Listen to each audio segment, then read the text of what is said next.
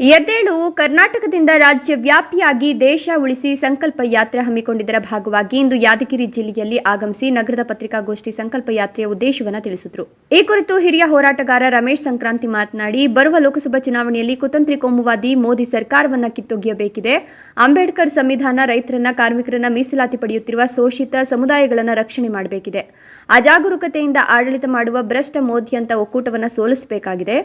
ನಿಜವಾದ ಪ್ರಾಮಾಣಿಕವಾಗಿ ದೇಶವನ್ನು ಪ್ರೀತಿ ಮಾಡುವಂತ ವ್ಯಕ್ತಿಗಳನ್ನು ಗೆಲ್ಲಿಸಬೇಕಾಗಿದೆ. ಶಾಂತಿ ಭಂಗ ಮಾಡುವ, ಸಂವಿಧಾನ ವಿರುದ್ಧ ಹೇಳಿಕೆ ಕೊಡುವಂತವರ ವಿರುದ್ಧ ಮತ ಚಲಾಯಿಸಬೇಕಿದೆ. ನಮ್ಮ ದೇಶ ಸೌಹಾರ್ದತೆ, ಸಹಬಾಳ್ವೆ, ಸ್ನೇಹ ಮತ್ತು ತಾಳ್ಮೆ ಉಳಿಸುವಂತ ಇಂಡಿಯಾ ಒಕ್ಕೂಟ ಗೆಲ್ಲಿಸಬೇಕಿದೆ. ಇಂಡಿಯಾ ಒಕ್ಕೂಟವನ್ನು ಸೋಲಿಸಬೇಕಿದೆ. ಇಡೀ ಜಿಲ್ಲೆಯ ಮತದಾರರು ಕೋಮುವಾದಿಗಳನ್ನು ಸೋಲಿಸಿ ಸಂವಿಧಾನ ಉಳಿಸಿ ಅಂತ ನಾಗರಿಕರಲ್ಲಿ ಮನವಿ ಮಾಡಿಕೊಂಡರು. ಏಪ್ರಿಲ್ 1ರಿಂದ 8ರವರೆಗೆ 3 ಮಾರ್ಗಗಳಲ್ಲಿ ಬೆಂಗಳೂರಿನಿಂದ ಬೆಳಗಾವಿಗೆ ದೇಶ ಉಳಿಸಿ ಸಂಕಲ್ಪ ಸಮಾವೇಶ ಹಮ್ಮಿಕೊಳ್ಳಲಾಗಿದೆ. ಬೆಳಗಾವಿಯಲ್ಲಿ ಏಪ್ರಿಲ್ 8ರ ಸೋಮವಾರ ಮಧ್ಯಾಹ್ನ 3 ಗಂಟೆಗೆ ಮಹಾತ್ಮ ಗಾಂಧಿ ಸಭಾಂಗಣದಲ್ಲಿ ಬೃಹತ್ ಸಮಾವೇಶ ಹಮ್ಮಿಕೊಳ್ಳಲಾಗಿತ್ತು.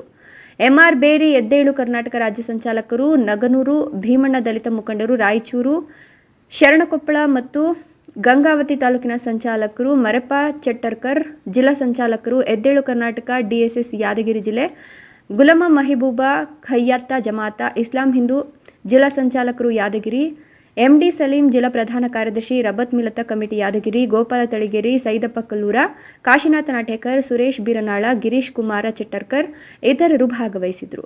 ಕ್ಯಾಮರಾಮನ್ ಲಾಲಾ ಸಿಂಗ್ ರಾಥೋಡ್ ಜೊತೆ ಶಿವು ರಾಠೋಡ್, NKS TV4 ಯಾದಗಿರಿ.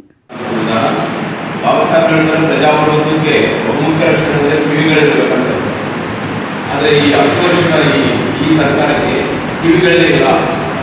ಅದು ರೇಡಿಯೋ ಸರ್ಕಾರವಾಗಿದೆ ಮತ್ತು TV ಸರ್ಕಾರವಾಗಿದೆ. ಟಿವಿಗೆ ಮತ್ತು ರೇಡಿಯೋ ಕಿವಿಗಳಿಲ್ಲ, ಮಾತುಗಳು ಮಾತ್ರ.